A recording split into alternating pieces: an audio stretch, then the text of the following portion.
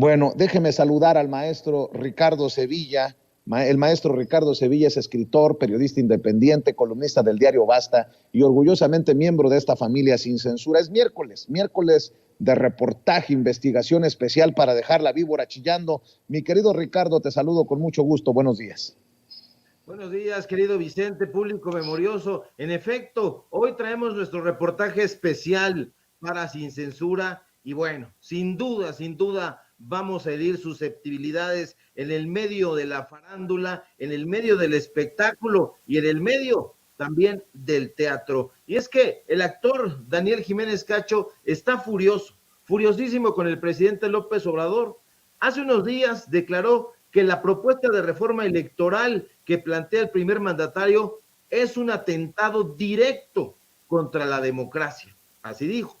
El pasado 12 de noviembre, justo un día antes de la llamada Marcha por la Democracia, el actor aprovechó una entrevista para tomar el micrófono e invitar a la ciudadanía a que acudiera a la marcha que el domingo 13 de noviembre impulsaron los empresarios Claudio X González Laporte y Gustavo de Hoyos Walter, donde estuvo, como usted sabe, presente Roberto Madrazo, Vicente Fox, el Bester Gordillo y otros impresentables. Pero esa no ha sido la única crítica que Jiménez Cacho ha lanzado contra López Obrador. El intérprete ha dicho que el gobierno federal tiene una clara tendencia a centralizar el poder.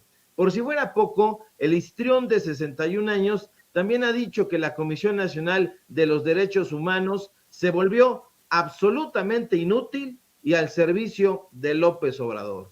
Pero la indignación de Jiménez Cacho contra el jefe del Ejecutivo no es nueva. El actor nacido en España lleva al menos 3 años lanzándole reproches y diatribas a López Obrador. En 2019, por ejemplo, el fundador y miembro del Consejo Directivo del Teatro El Milagro, al enterarse de los recortes ordenados por la Secretaría de Cultura, dijo que la cultura nunca ha sido prioridad de López Obrador. Jiménez Cacho, cuyas amonestaciones no han cejado en ningún momento, pese a que tiene mucha chamba como actor, asegura que el megaproyecto del Tren Maya es definitivamente un proyecto neoliberal basado en consultas patito. Al protagonista de la película Bardo poco le importa que el proyecto ferroviario tenga como objetivo principal conectar destinos turísticos en el Caribe con sitios menos conocidos tierra adentro, incluidos desde luego sitios mayas históricos de los que justo toma su nombre. Sin embargo, un grupo de ex colaboradores de la Asociación Civil Arte El Milagro AC decidió conversar con nosotros y nos aseguraron que el actor madrileño, es español, nació en Madrid, es un hipócrita, así nos lo describieron, que no habla sobre los jugosos beneficios que recibió de varias administraciones anteriores. De acuerdo con esta versión, el actor pensó que el gobierno de López Obrador continuaría subsidiando los proyectos de él, de sus amigos y de su familia. Pero como no fue así, ha dejado salir toda su animadversión contra el actual presidente. Estos amigos serían, Vicente, de acuerdo con estos testimonios, el dramaturgo David Holguín, el escenógrafo Gabriel Pascal, el editor Pablo Moya Rossi y, claro, el propio Daniel Jiménez Cacho. Es importante hacer notar aquí que al acceder al portal del Teatro El Milagro se puede corroborar, como lo está usted viendo en su pantalla, que el consejo directivo de esa asociación civil está encabezado por estos mismos 3 personajes y desde luego por el protagonista de la película Profundo Carmesí. Lo mismo ocurre, Vicente, con Ediciones El Milagro, una editorial que se ostenta como un sello especializado en cine y en teatro. Curiosamente, el consejo editorial también está encabezado por Jiménez Cacho y debajo de él, como usted lo puede observar, aparecen otra vez David Holguín, Gabriel Pascal y Moya Rossi. Cabe destacar que esta editorial presume haber recibido apoyos de coinversión y de Fomento a la Traducción Literaria por parte del FONCA. Y no ha recibido pocos, no ha recibido una vez, sino muchas. Un grupo de actores y dramaturgos que han solicitado preservar su identidad para evitar represalias nos aseguraron que la asociación fundada por Daniel Jiménez Cacho García es una organización que desde hace décadas se ha dedicado a vivir de becas y subsidios. Y agregan que con el cuento de que impulsan el teatro van exprimiéndole recursos a diferentes gobiernos. Al consultar los reportes de donatarias autorizadas emitidos por la Secretaría de Hacienda y Crédito Público, pudimos constatar que en efecto la donataria autorizada denominada Arte el Milagro AC comenzó recibiendo donativos pues no tan jugosos, 21,972 pesos, por ejemplo, pero poco a poco alcanzó donativos de más de $500,000 de pesos. Fuentes cercanas al dramaturgo David Holguín nos aseguraron que esos no eran los únicos donativos que la asociación presidida por Jiménez Cacho recibía.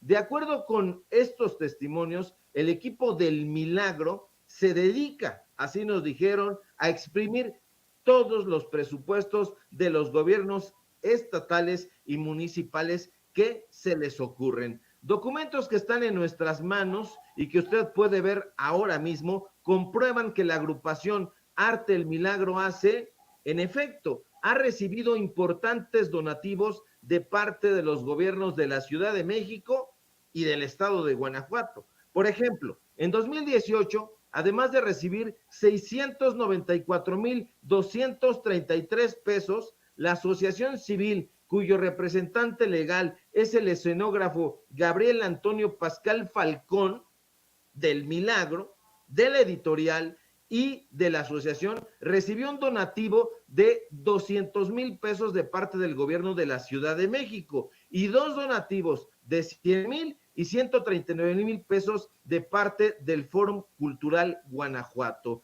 Algo que el actor Daniel Jiménez Cacho no ha dicho, lo ha omitido, se ha indignado por la cantidad de dinero que le han dado a otras obras de teatro, pero no ha dicho nada al respecto de estos donativos, sin duda jugosos, que ha recibido la asociación que él fundó de parte de diferentes gobiernos. Pero hay algo más que Daniel Jiménez Cacho, Vicente, no se ha atrevido a criticar, y es la estrecha relación que su hermano Luis Emilio Jiménez Cacho tiene con el consejero presidente del Instituto Nacional Electoral. Y es que, de acuerdo con el perfil que este mismo personaje comparte en la plataforma LinkedIn, actualmente se desempeña como coordinador de asesores del consejero presidente de ese instituto.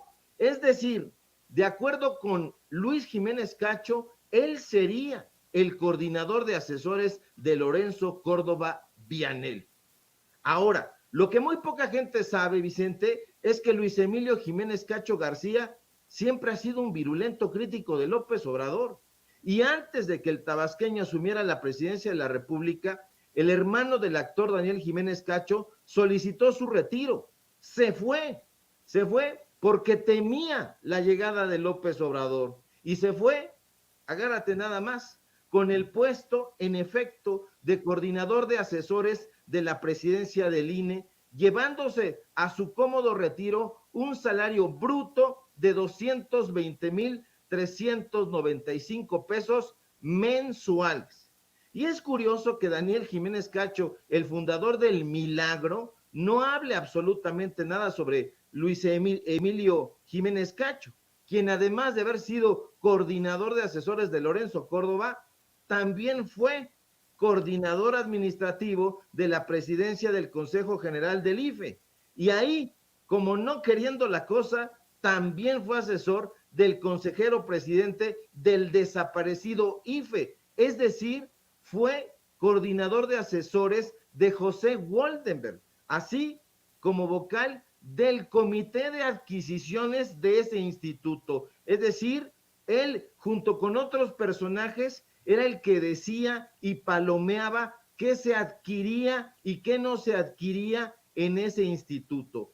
Tampoco en la entrevista que le hizo hace unos días Ciro Gómez Leiva a Jiménez Cacho, no escuchamos la crítica de ese periodista al hermano de Jiménez Cacho, porque por si fuera poco, durante 3 años, este personaje fue director de administración y secretario del Consejo de Administración de Nexos, Sociedad, Ciencia y Literatura, Sociedad Anónima de Capital Variable, es decir, de la empresa de Héctor Aguilar Camín. Mucho ha callado Daniel Jiménez Cacho y mucho tiene que explicarle a la gente, porque estos han sido, querido Vicente, público memorioso, los datos duros de los cuales no han querido y seguramente no querrán hablar los medios de comunicación corporativos. Y precisamente por lo que tú estás planteando y por lo que creo que se ha movido en los últimos días, es importante retomar lo que exhibió Laida Sansores anoche en el Martes del Jaguar, lo que publicó nuevamente la gobernadora morenista de Campeche, Laida Sansores, mi querido Ricardo, al exhibir cómo han manoseado al INE, cómo han hecho arreglitos Vandalito Moreno y Lorenzo Córdoba Vianello, el titular, el consejero presidente del INE, porque en momentos en que hablan de no tocar al INE, pues queda claro que lo que han hecho es peor de lo que nos hubiéramos imaginado. Esto es parte de lo que publicó precisamente Laida Sansores, porque el INE le perdonó al PRI multas millonarias por gestiones de alito con el consejero presidente Lorenzo Córdoba. Y eso también debe de aclararse, Ricardo. Vamos a ver y escuchar. Ni que el Buen Fin, ¿no? Las que hace el INE, Alito, pasó de 600 millones de pesos a 300,000 pesos, nada más la multa.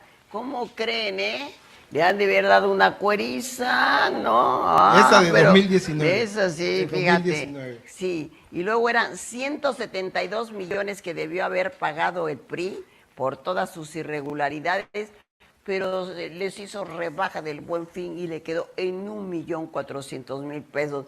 Oiga, no, esto no debe haber sido gratis. No, sí, hay cuerizas ahí, ¿no? O Luis Vuitton. O Luis Vuitton, sí, claro, no, las cuerizas en Luis Vuitton y todo, no, para no decir otra palabra, porque eso de las verguizas se oye muy feo.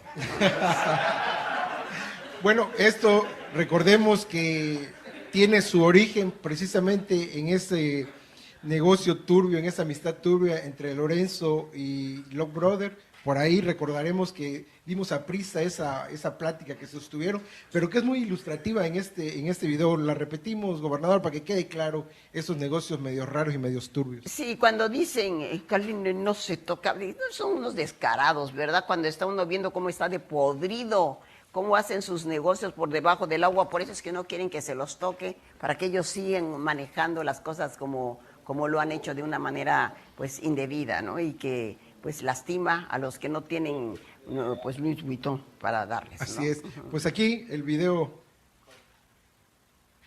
Listo, ya votamos la autorización para que el CPN haga las modificaciones estatutarias. Extraordinario, mi querido amigo, muy agradecido. Hay que estar atentos porque los de Morena, su dirigencia nacional, va a querer ir al Consejo Nacional de Salud por el tema de las elecciones. Hay que estar atentos y dime cómo ayudo. Sí, está cantado. Tendrán que hacer presión para evitarlo, porque frente a eso no tenemos margen de maniobra. Yo voy a apretar con eso, ya lo verás, ¿ok? Mañana tengo reuniones con ellos. Amigo, te eché una llamada. Te mando un abrazo. Mi querido amigo, estoy muy atento de todo el tema y en lo que necesites estamos aquí listos para apoyar, ¿ok? Y reconocerte y agradecerte tu apoyo como siempre en todos nuestros temas. Muchas gracias, aquí estoy atento. A ver.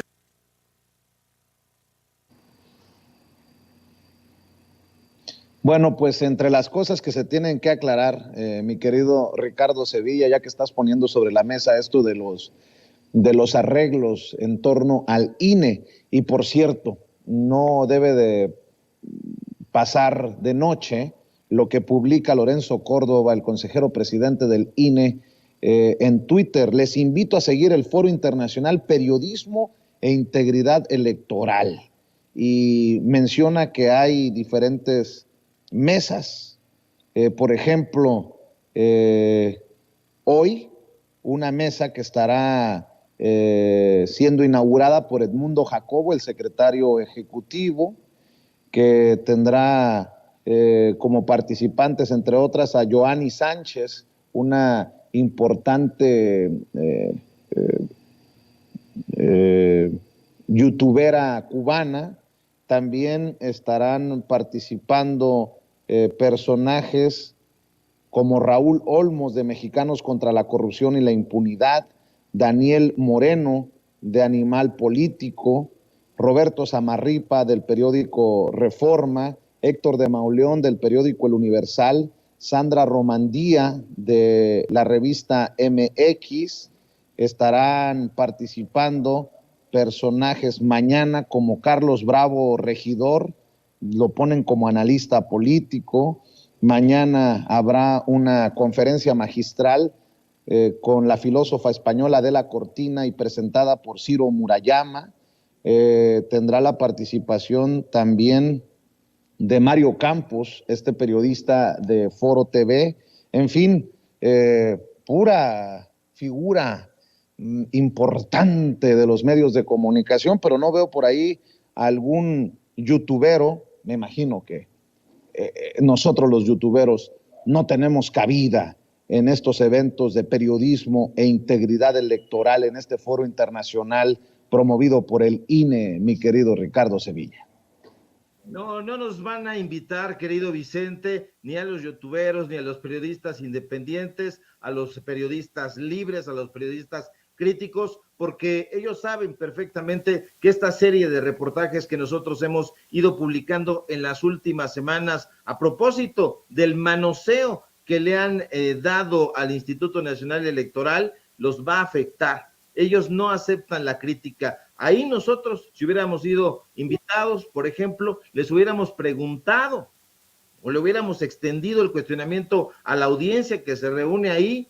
¿Por qué no nos han dado respuesta en el Instituto Nacional Electoral sobre los contratos que el dueño del financiero, a través de la empresa Comcelat, ha recibido? Contratos millonarios. ¿Por qué no nos han respondido Carmen Aristegui, Javier Solórzano, Pedro Ferriz, sobre Ivo Gaitán, el personaje que la semana pasada nosotros aquí en Sin Censura desnudamos, exhibimos que a través de la empresa Fluxus ha recibido también contratos millonarios de parte del Instituto Nacional Electoral?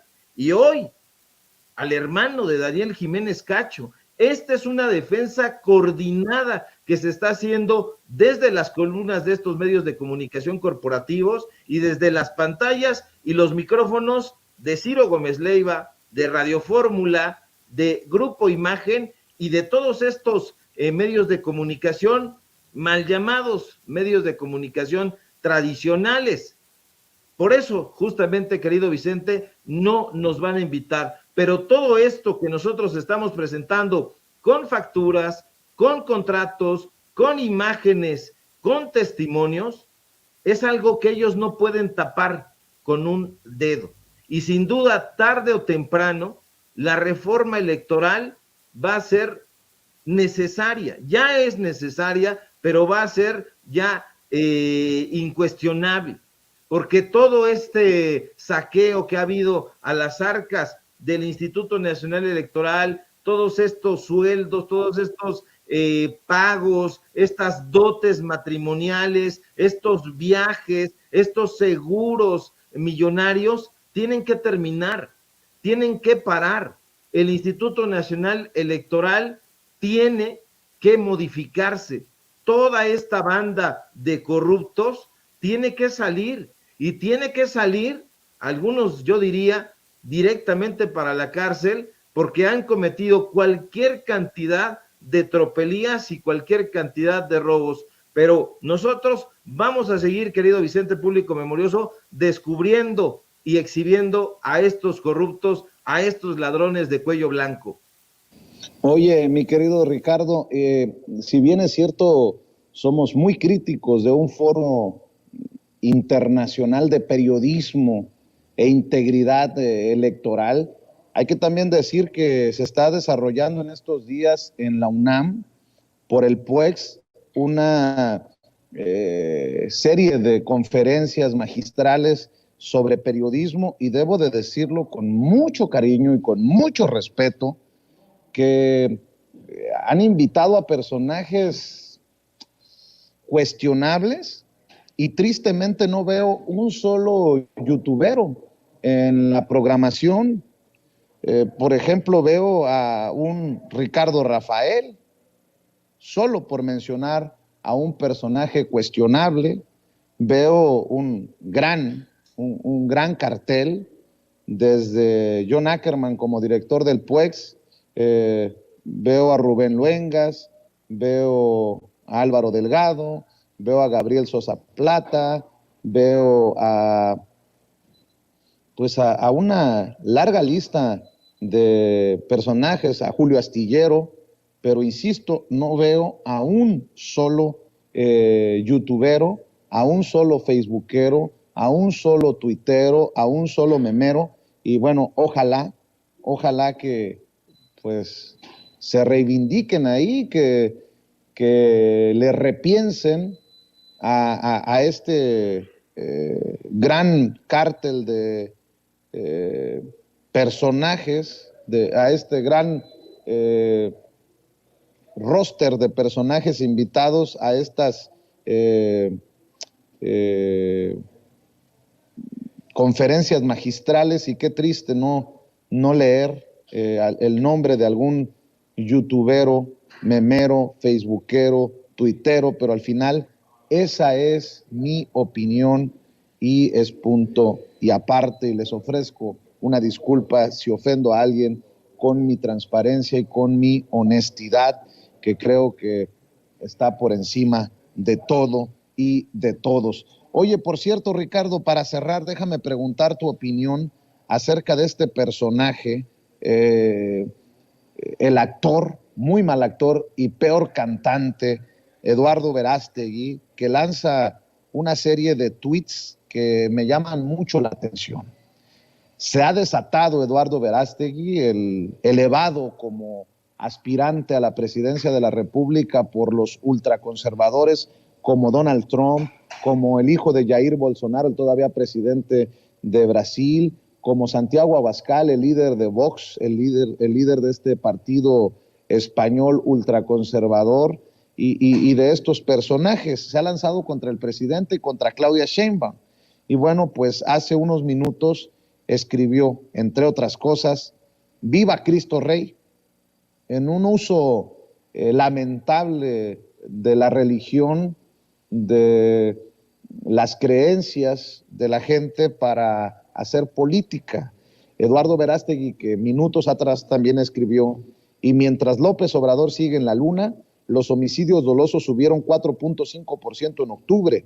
Miles de familias mexicanas sufriendo la pérdida de familiares por una estrategia que no da resultados". Ese mismo personaje, insisto, que escribe "Viva Cristo Rey", y ese mismo personaje que ayer me llamó mucho la atención con algo que escribió: "Haters die every day". Los odiadores mueren diariamente. No sé a qué se refiera, pero me llama mucho la atención, mi querido Ricardo Sevilla. Tengo la peor opinión de este personaje, al igual que todos los personajes que son ultras de todo.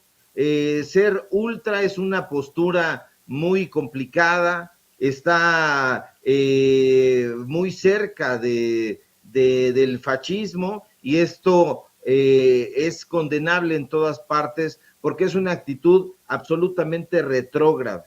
Es un personaje Eduardo Verástegui que yo honestamente no conocía, y si lo vi en algún momento me pasó de noche. Tengo noticias de que es un actor ramplón, que no despegó en sus actuaciones en telenovelas pues del corazón, y que ahora está ahí tratando de incursionar, como ya lo han hecho otros abyectos al estilo de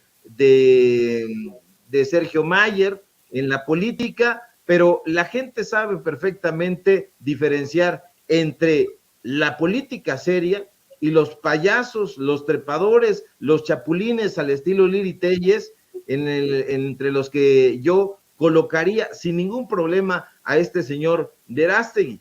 Lo estuve escuchando, estuve viendo sus tweets y me parecieron, como tú bien dices, de una majadería terrible, absoluta, tratando de epatar a las audiencias con este asunto de la religión. Cualquier persona que ponga como estandarte la religión en temas políticos debe ser mirado con muchísima suspicacia. Es un personaje que está vinculadísimo a personajes al estilo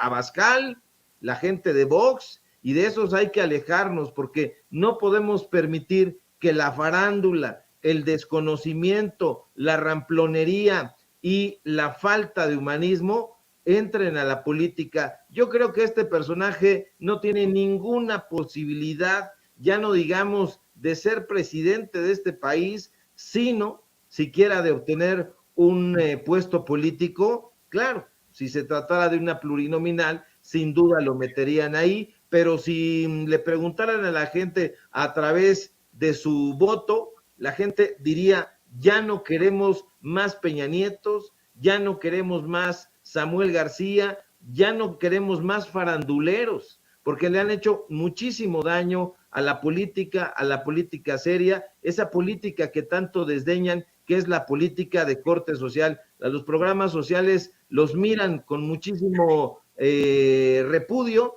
y eso habla de la falta de empatía que tienen con la gente. Así que tengo la peor de las opiniones sobre este personaje, querido Vicente. Oye, Ricardo, pues cerremos invitando a la gente para que te apoye en tus trincheras, para que esté al pendiente de lo que escribes, de lo que dices, de lo que investigas. ¿Qué te parece si cerramos con la información de todos los días para que amor con amor se pague?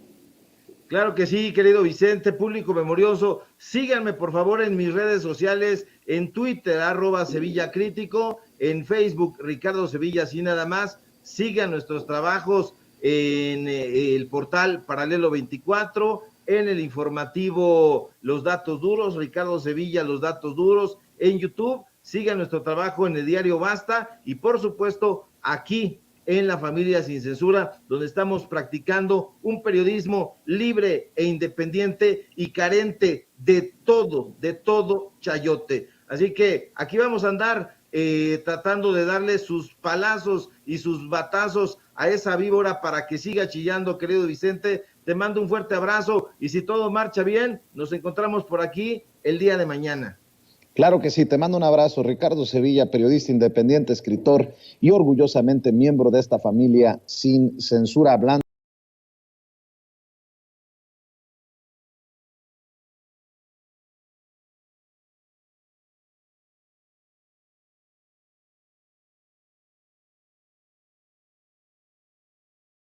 a nuestra corresponsal Alina Duarte. Mi querida Alina, el presidente nuevamente levantándose, erigiéndose como líder regional al mencionar su punto de vista sobre lo que ocurre en Perú en este intento de desestabilización, de golpear y de tumbar, ¿por qué no decirlo?, al presidente Pedro Castillo, elegido democráticamente por el pueblo de Perú. Y bueno, pues las reuniones con los presidentes de Ecuador, Colombia y hoy Chile. Mi querida Lina, te saludo con mucho gusto. Hola, ¿qué tal, Vicente? Saludos a ti, a toda la audiencia de Sin Censura, a todo el equipo que hace posible todo esto todos los días, a todas horas. Pues mira, yo comenzaría diciendo que es muy importante recalcar que esta Alianza del Pacífico surge en su momento como contraposición a los gobiernos de izquierda en la región, buscando hacer un equilibrio dentro de los intereses de Estados Unidos.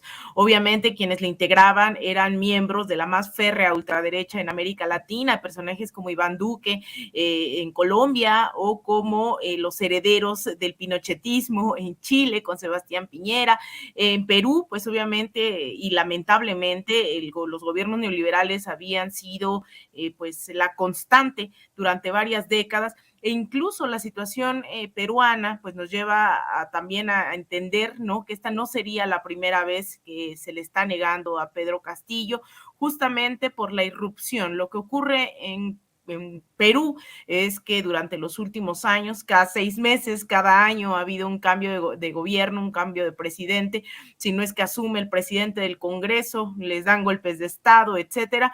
Perú ha sufrido, es uno de los países con una constante crisis política en las últimas décadas. Y hoy lo que estamos viendo es cómo hay cierto arropamiento por parte de las izquierdas en la región, a pesar de varios de los mensajes ahí contradictorios dentro de estos liderazgos que hoy vienen a esta, o venían a esta cumbre del Pacífico. Sin embargo, bueno, ahora dice el presidente López Obrador, se explorará la posibilidad de que se realice en Lima y entregarle directamente la presidencia de esta alianza a el gobierno de Pedro Castillo. Y digo estas contradicciones de estos gobiernos porque, a diferencia de la que se llamó la primera oleada de gobiernos progresistas, había mucho más afinidad ideológica. Incluso en palabras del mismo Rafael Correa, dice que había mucha más confianza, ¿no? Había mucho más apoyo entre los gobernantes en su momento con Hugo Chávez, Evo Morales, Lula da Silva, Rafael Correa mismo, Pepe Mujica, etcétera. Y hoy lo que vemos son posiciones a veces un poco más distanciadas de una izquierda pues más progresista o incluso abiertamente socialista, como lo es en el caso de Cuba y de Venezuela. Hoy viene ya como parte de esta agenda, viene un Gabriel Boric, aterriza una noche antes, un día antes de lo previsto, iba a llegar hasta el día de hoy, por eso es que el presidente López Obrador se encuentra en Colima todavía, pensaba que iba a llegar el presidente Boric hasta el día de hoy, sin embargo llega en la noche de ayer y llama la atención que no hay prensa nacional, estuve viendo algunas de las fotografías de su llegada y es prácticamente prensa chilena quien está dando cobertura a su llegada aquí a México, un Gabriel Boric que recordemos es electo luego de un voto abiertamente anticomunista que representaba en su momento Daniel Jadwe, y del otro lado José Antonio Kast, que por cierto estaba planeado para venir este fin de semana, un representante claro de la ultraderecha chilena, que también es heredero del pinochetismo y lo reivindica, y ahí es donde surge esta posición totalmente de centro de Gabriel Boric, que ahora se enfrenta, incluso hace unas semanas en el país sudamericano veíamos imágenes totalmente choqueantes porque había habido represión a los estudiantes, ese movimiento estudiantil del cual él viene, bueno, había sido reprimido durante su administración y también las comunidades mapuches, ¿no?, las cuales mantiene militarizadas. Entonces, ahí hay varias contradicciones que hoy pues vamos a ver, yo lo decía de broma, porque creo que es algo que de acuerdo al proceso chileno pues era lo viable, ¿no? Sin embargo, sus declaraciones cercanas al Departamento de Estado, a posturas de Washington, su cercanía a Ucrania, ¿no? Ideológicamente hablando ahora en esta guerra, pues llaman la atención, y yo decía, falta que Gabriel Boric hoy se sume al canto de yo defiendo al INE, y eso lo digo más en broma que realmente que sea cierto. Sin embargo, sí es evidenciar su postura de centro, ¿no? Ha girado mucho al centro, más allá de lo que se esperaba un gobierno medianamente progresista, no ha sido así hasta el momento, sabemos que ha gobernado durante muy poco tiempo, a diferencia de un Gustavo Petro, que ha llegado arrasando absolutamente todo, proponiendo la reforma tributaria, proponiendo restauración para los pueblos originarios, una agenda también abiertamente junto con Francia Márquez feminista, y es a él, al presidente de Colombia, a quien va a recibir el mismo presidente López Obrador, lo dijo esta mañana, el día viernes, mientras mañana va a recibir a Guillermo Lasso, que es pues un ex bancario que siempre compitió en las elecciones en contra de Rafael Correa, y fue hasta ahora que le impidieron a Rafael Correa por toda esta persecución que tiene encima, acusada de influencia psíquica, le han impedido regresar a Ecuador, y compite contra Andrés Arauz, un joven que de hecho, si no mal entiendo, ahora todavía está aquí en México, en donde estudió su doctorado, y gana Guillermo Lasso la presidencia de Ecuador, con una agenda abiertamente conservadora, y ahí lo va a recibir el día de mañana. El presidente López Obrador manda también esa solidaridad a Pedro Castillo, luego de este contexto que les digo tan abrupto, que no es nuevo, es bastante característico de al menos los últimos 15, 20 años en Perú, un presidente que llega a donde se encuentra ahora, ¿no? Al Ejecutivo, luego de una campaña atroz en contra de Verónica Mendoza, que era, digamos, la candidata de las izquierdas latinoamericanas, de la izquierda organizada dentro de Perú, y la atacan tanto que pues se les llega a colar por ahí alguien como Pedro Castillo. Le han hecho la vida absolutamente imposible durante esta gestión, lo han intentado lo han intentado quitar de la presidencia ya en múltiples ocasiones, ha cambiado ya más de 3 ocasiones todo su gabinete, ha sido bastante complicada, incluso también ha tenido que ser mucho más conciliador con las derechas para que le permitan gobernar, lo cual tampoco ha ocurrido. Entonces creo que el arropo que le da el presidente López Obrador a Pedro Castillo no es menor, es algo que pues me parece fundamental dentro de la hermandad latinoamericana. Son estos momentos en que juntos y juntas se puede combatir a esa derecha abiertamente golpista, y sobre todo creo que hoy da cuenta el presidente López Obrador, más que en otras ocasiones, la necesidad de esa unión latinoamericana progresista, ¿no? Invitó a presidentes que hoy no pudieron acudir porque se enfermaron, porque la agenda, etcétera, como Lula da Silva, Alberto Fernández, que no son propiamente de la Alianza del Pacífico, pero se les invitó, creo yo, y esa es mi conclusión, no lo ha dicho el presidente ni mucho menos, creo por esta necesidad de alianzas más claras y firmes en contra de esta derecha regional que hoy ha sido mucho más descarada. Nos había dado algunos focos para analizar durante estos 4 años, sin embargo ahora es más claro que nunca de qué, en dónde se están organizando, por qué lo están haciendo, y creo que también nos corresponde, ¿no?, a este grupo de países progresistas latinoamericanos hacer algo al respecto, y ese hacer algo al respecto no es adoptar las formas antidemocráticas de la derecha, ese hacer algo al respecto es consolidar los espacios que en algún momento la derecha latinoamericana desarticuló, como la UNASUR, como la CELAC, como el ALBA-TCP, organismos que surgieron para hacer contrapeso a los intereses de Estados Unidos en la región y las derechas, y creo que hoy retomar estos espacios de diálogo, de solidaridad, de cooperación, me parecen fundamentales, Vicente. Estemos al pendiente de las declaraciones, de las reuniones que sostendrá el presidente Andrés Manuel López Obrador para reportarlo a la audiencia de Sin Censura. Por lo pronto, mi querida Alina Duarte, ¿por qué no cerramos invitando a la gente a tus trincheras, por favor? Muchas gracias, Vicente. Pues a mí me pueden seguir en Twitter, en @AlinaDuarte_, en Instagram _AlinaDuarte, en Facebook.com/Alina Duarte Periodista. Así que vamos ahí a dar seguimiento a estas relaciones de México con América Latina durante estos días. Así que no se lo pierdan, ahí estaremos en redes sociales y claro está, todos los días aquí en Sin Censura. Te mando un abrazo, Vicente, a ti, a todo el equipo y a la audiencia de Sin Censura. Gracias a nuestra reina de Xochimilco, a nuestra corresponsal Alina Duarte, quien reporta en este espacio libre como el viento. Déjeme ir a la pausa. Amigos, amigas, regresamos en breve, pero mientras seguimos hablando sin pelos en la lengua, sin censura, usted puede suscribirse a nuestros 3 principales canales en YouTube. Sin Censura Media, en donde tenemos más de 1.600.000 suscriptores, Sin Censura TV, en donde tenemos más de 1 millón de suscriptores, y en Sin Censura Presenta, en donde queremos llegar muy pronto a los 100,000 suscriptores. Si usted ya está inscrito en Sin Censura Media, suscríbase en Sin Censura TV. Si ya está suscrito en Sin Censura TV y Sin Censura Media, suscríbase a Sin Censura Presenta. Recuerde que es gratis, no tiene que sacar un solo centavo de su bolsillo para apoyarnos. Dele clic en la campanita para que los señores y señoras de YouTube envíen las notificaciones cuando estemos transmitiendo en vivo y en directo o estemos subiendo videos. También nos puede seguir en Twitter en @Vicente Serrano y hasta en Instagram.